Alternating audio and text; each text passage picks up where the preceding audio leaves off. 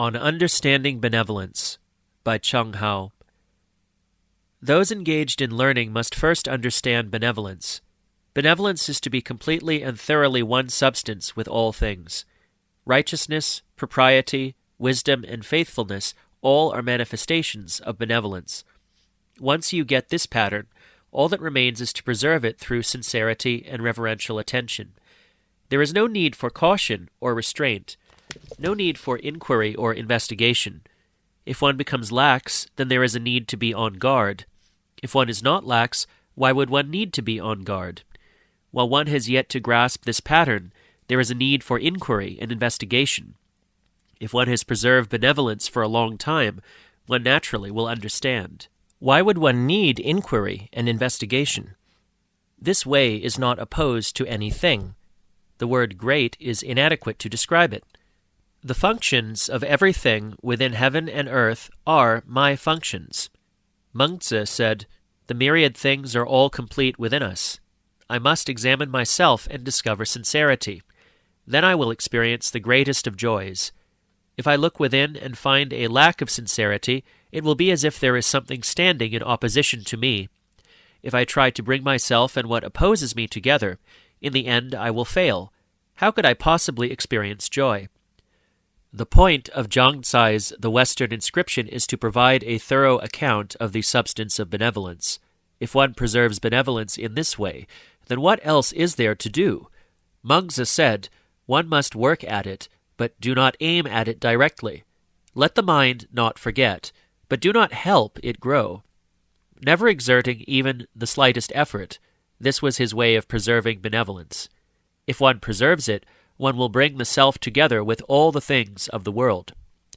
Pure knowing and pure capability are never lost. Nevertheless, if old habits of mind have not been eliminated, one must preserve and exercise this mind.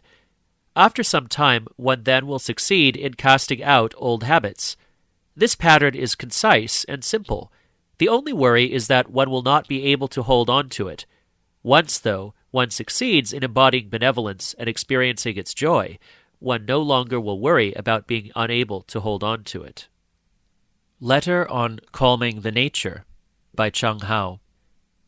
I have benefited from your letter in which you discuss the idea that in calming the nature one can never be wholly unmoved, since one still is disturbed by things outside the self. This idea has been thoroughly discussed by worthy scholars such as yourself. What could you possibly learn from me?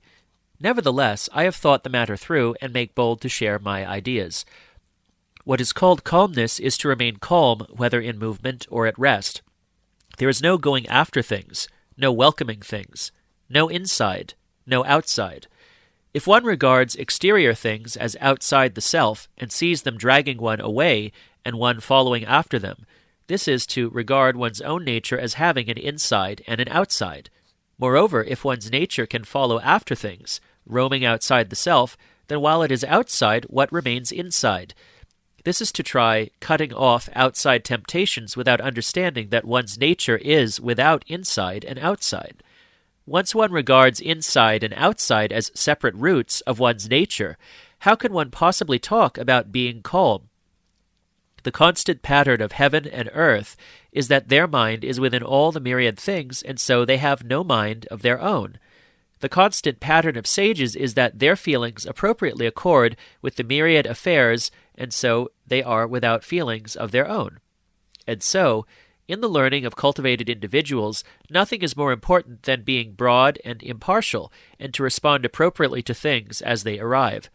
The Changes says, "If you are steadfastly correct, there will be good fortune, and you will have no regrets. If you waver and are irresolute, only friends will follow your thoughts. If one is unsettled by the need to eliminate outside temptations, then as you wipe them out in the east, they will spring up in the west.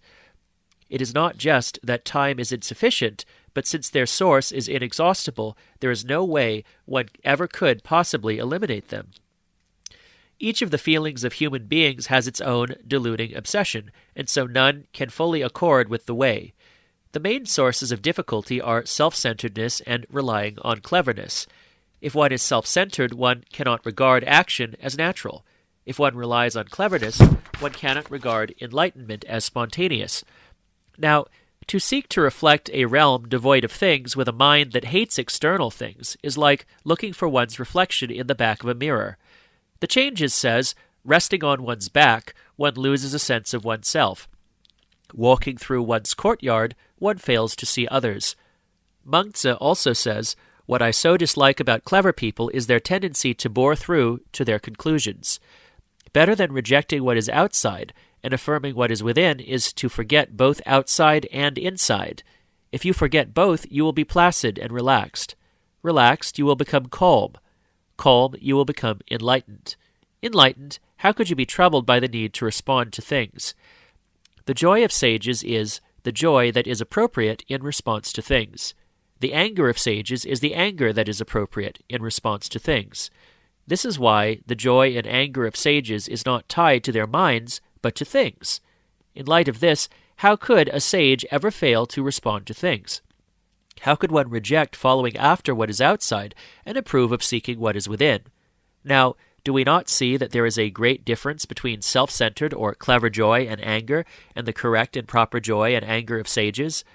Among human feelings, the one most easily aroused and most difficult to control is anger. But if, when roused to anger, one can, for a moment, forget one's anger and look at what is right and wrong according to the pattern, one will see that outside temptations are not worth one's concern, and one will be halfway to attaining the way. I am unable to talk about the most subtle ideas. Add to that the fact that my writing is crude and awkward.